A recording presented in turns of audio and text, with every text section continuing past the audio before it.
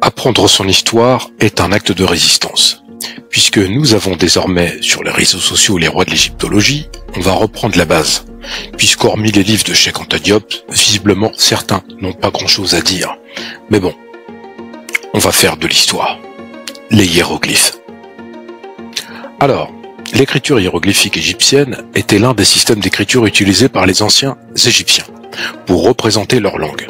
Ça, c'est un lieu commun. En raison de leur élégance picturale, Hérodote et d'autres Grecs de renom pensaient que les hiéroglyphes égyptiens étaient quelque chose de sacré.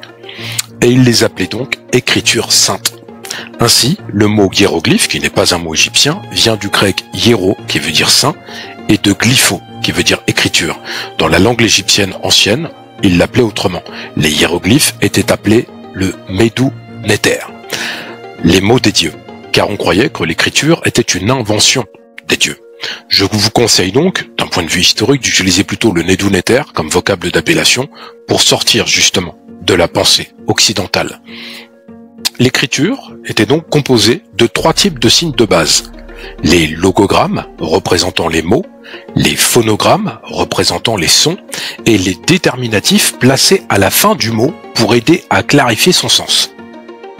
En conséquence, le nombre de signes utilisés par les Égyptiens était beaucoup plus élevé que celui des systèmes alphabétiques, avec plus d'1 millier de hiéroglyphes différents utilisés initialement.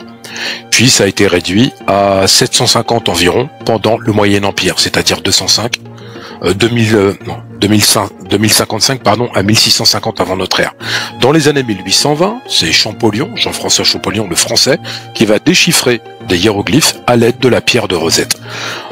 Ça date du 2e siècle avant Jésus-Christ, ça contient un triple texte, hiéroglyphique, démotique et grec, et les hiéroglyphes égyptiens se lisent soit en colonne de haut en bas, soit en rangée de droite ou de gauche. Bon, revenons à cela. Comme la plupart des écritures anciennes, l'origine des hiéroglyphes égyptiens est mal connue. Bien que sourcée, mais plusieurs hypothèses ont toutefois été avancées.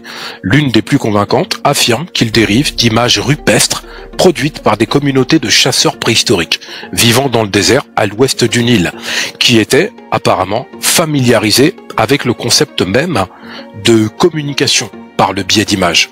D'images, bien entendu, pour donner un aspect visuel à la communication.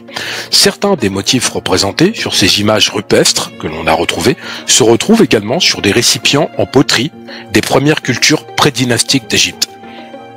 Alors, ceci est particulièrement marqué durant la période qu'on appelle Naqada II, 3500 à 3200 ans avant notre ère, et ces récipients étaient enterrés dans des tombes. Et c'est également dans les tombes de la période Naqada III, là on parle de la dynastie 0, 3200-3000 avant Jésus-Christ, que l'on a trouvé les premiers exemples datés de manière sûre de hiéroglyphes égyptiens à proprement parler.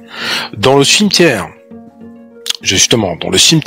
U d'Abydos, dans une tombe d'un membre de l'élite locale qui fut enterré 3100 avant notre ère, on a trouvé, c'était un homme riche, probablement un dirigeant, on a trouvé justement plusieurs biens, dont des centaines de jarres, un sceptre en ivoire et d'autres objets, et beaucoup de ces objets ont été pillés, et nous les connaissons grâce aux quelques 150 étiquettes qui subsistent et qui contiennent la plus ancienne écriture connue en Égypte.